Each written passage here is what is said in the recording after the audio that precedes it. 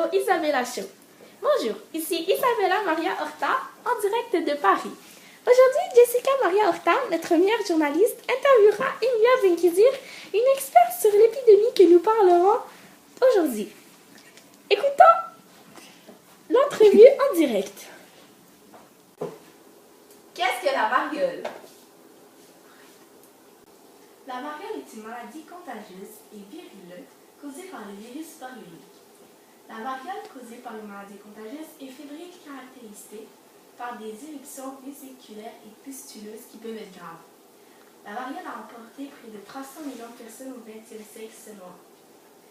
Les experts s'entendent pour dire que la variole est la maladie infectieuse la plus dangereuse qui soit, qu'elle a emporté plus de personnes que toutes les autres maladies infectieuses réunies.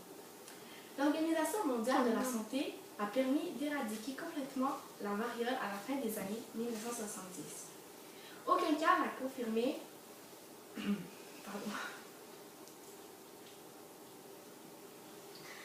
Aucun cas n'a confirmé la variole contractée par des moyens naturels a été signalé depuis 1977. En 1978, un résident du Royaume-Uni est décédé après avoir contracté le virus dans un laboratoire. En 1980, l'Organisation mondiale de la santé proclamait l'éradication de la variole à l'échelle de la planète. Comment la variole se propage-t-elle? Dans la plupart des cas, la variole se propage directement d'une personne à une autre par des gouttelettes de salive infectieuse. La contamination nécessite habituellement un contact étroit avec la personne infectée. Une personne peut contracter la variole si le liquide palpuleux et pustuleux infecte le tissu cutané par voie d'inoculation ou si elle respire le liquide solidifié. Il arrive rarement qu'une personne contracte le virus après avoir touché les vêtements ou les draps de la personne porteuse du virus. Le virus de la variole se transmet par les voies respiratoires ou par contact cutané. Il se dirige ensuite vers les nœuds lymphatiques.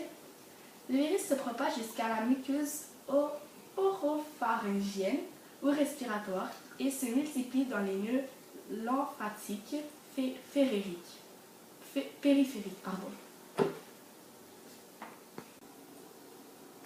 Quels sont les symptômes de la variole? La variole a habituellement une période d'incubation de 10 à 14 jours qui est suivie de symptômes tels que la fièvre, des maux de dos et de tête et une sensation de malaise sévère, parfois accompagnée de douleurs abdominales aiguës et de délire.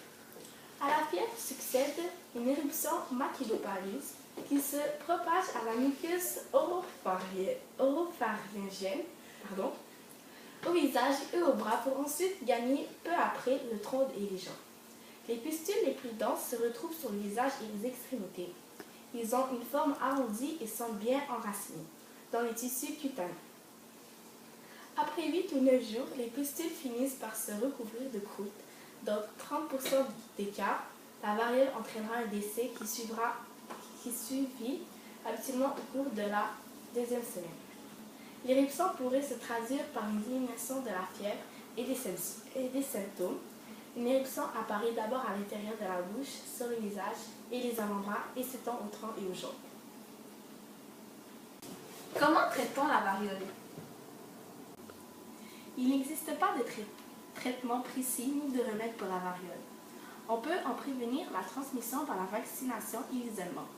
L'administration du vaccin contre la variole, vaccin antivaccinal, dans les 4 jours suivants, l'exposition au virus peut freiner le développement de la maladie dans la quasi-totalité des cas. La maladie est arrêtée du fait que la réaction immunitaire au vaccin est suffisamment rapide pour endiguer le virus. Mais une fois que les symptômes de la maladie se manifestent, le traitement se limite à des soins de soutien et à des antibiotiques pour traiter les infections bactériennes secondaires. De plus, plusieurs médicaments antiviraux sont présentement à l'essai. Quelle est la stratégie adoptée par le Canada vis-à-vis de la vaccination contre la variole et de son confinement? Un certain nombre d'intervenants de première ligne ont accepté de recevoir le vaccin contre la variole à titre préventif à compter du début de 2003. Ces intervenants de la première ligne tels que les travailleurs en laboratoire, le personnel de secours et les agents d'hygiène publique, entre autres, seraient les premiers à être mobilisés dans l'éventualité, peu probable, d'une flambée de la variole au Canada. Étant donné qu'ils seraient très vraisemblables les premiers à se rendre sur les lieux d'une flambée potentielle de variole, ils doivent être vaccinés à titre de mesure précaution avant d'être exposés au virus. Pourquoi ne procède-t-on pas à la vaccination de tous les Canadiens? En l'absence de cas de variole, les experts en santé publique s'accordent pour dire que la vaccination systématique des personnes bien importantes à titre préventif n'est pas recommandée pour l'instant. Le vaccin antiviralique lui-même peut avoir des effets secondaires graves. La vaccination contre la variole est sécuritaire pour l'ensemble de la population, bien qu'elle puisse entraîner des effets secondaires chez certaines personnes. La plupart des effets secondaires peuvent cependant être traités. En de rares occasions, la vaccination cause de graves réactions, voire le décès. De façon générale, le risque de complications graves issues du vaccin contre la variole, le vaccin antiviralique, sont faibles. Dans la plupart des cas, les effets secondaires se manifestent chez les personnes recevant une première dose de vaccin et les jeunes enfants.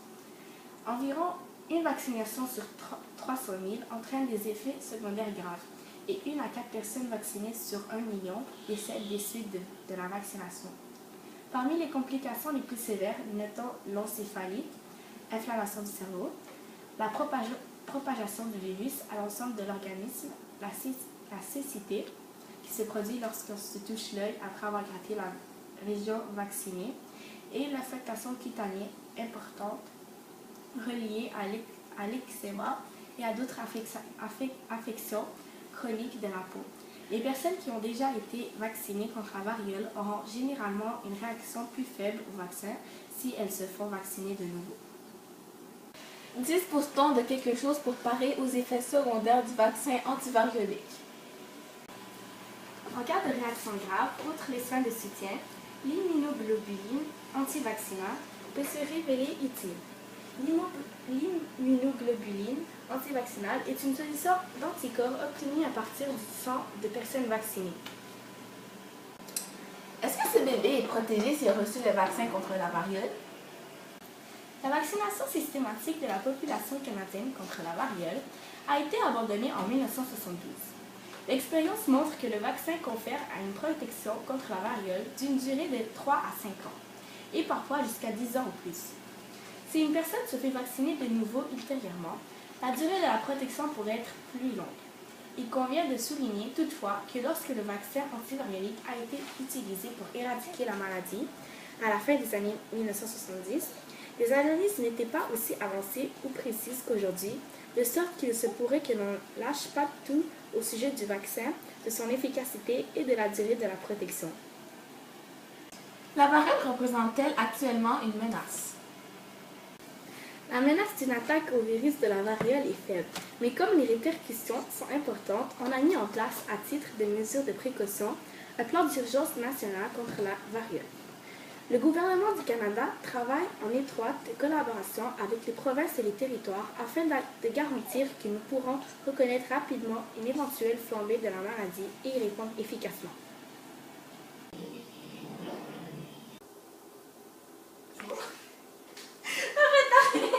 Qu'est-ce que la variole?